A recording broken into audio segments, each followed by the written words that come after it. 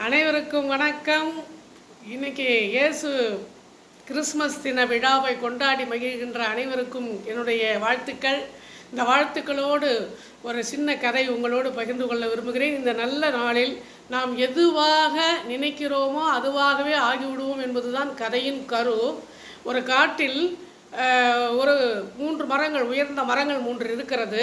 அதை வெட்டுவதற்காக ஒருவர் போகிறாரு. முதல் மரத்திடம் கேட்கிறாய், உன்னை நான் வெட்டப் போகிறேன், நீ என்னவாக விரும்புகிறாய் என்று.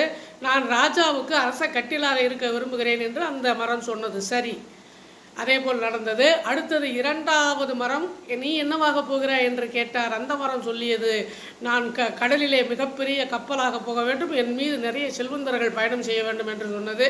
அதுவும் கப்பலாக செய்யப்பட்டது.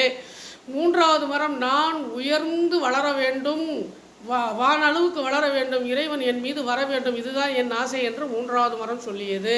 சரி, அப்படியே ஆகட்டும் என்று அவர் சொல்லிட்டு போயிட்டார். அதாவது இந்த அரச கட்டிலாக இருக்க வேண்டும் என்று சொல்லப்பட்ட அந்த கட்டில் மாட்டு கொட்டகையில் கண்ணுக்குட்டிக்கு வைக்கல் போடும் தொட்டியாக மாறியது.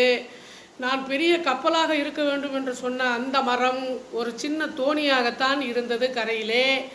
3வதாக சொன்ன மரம் வெட்டி வீட்டிலே ஒன்றுமே செய்யாமல் போட்டுவிட்டார்கள். இப்படி ஒவ்வொன்றும் தன்னுடைய நிலையை நினைத்து வருந்தி கொண்டிருந்தது.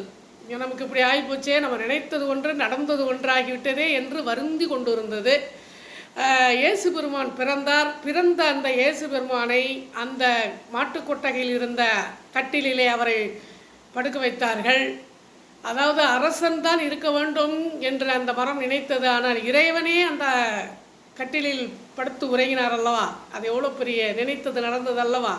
அதே போல் அந்த தோணியில் தான் சென்று அந்த தோணியில் அமர்ந்து சென்று பயணம் செய்து நிறைய பேருக்கு நன்மை செய்தார் இயேசு பெருமான். சும்மா கிடந்த மரத்தில் தான் அவரை சிலுவையில் அறைந்தார்கள். அந்த மரத்தில் தான் அவரை சிலுவை வைத்து அறைந்தார்கள். அது நினைத்தது போலவே இறைவனே அந்த மரத்தில் ஏறினார். இப்படி அவர்கள் கவலைப்பட்ட போதும் எது எப்போ நடக்க வேண்டுமோ அது அப்பொழுது நடக்கும். ஏன்னா நாம் நினைப்பது நடக்கணும். அதனால் நம்ம நினைக்கிறது நல்லதாக நினைக்கணும். நாம் நினைக்கிறத இறைவனிடத்திலே சொல்லிக்கொண்டே இருக்கணும். நான் இதுவாக ஆக வேண்டும் என்று கண்டிப்பாக இறைவன் நமக்கு அருள் கொடுப்பார். நாம் நினைத்தது நடக்கும். இந்த வீடியோ பிடித்திருந்தால் லைக் பண்ணுங்கள், ஷேர் பண்ணுங்கள். நன்றி. மீண்டும் சந்திப்போம்.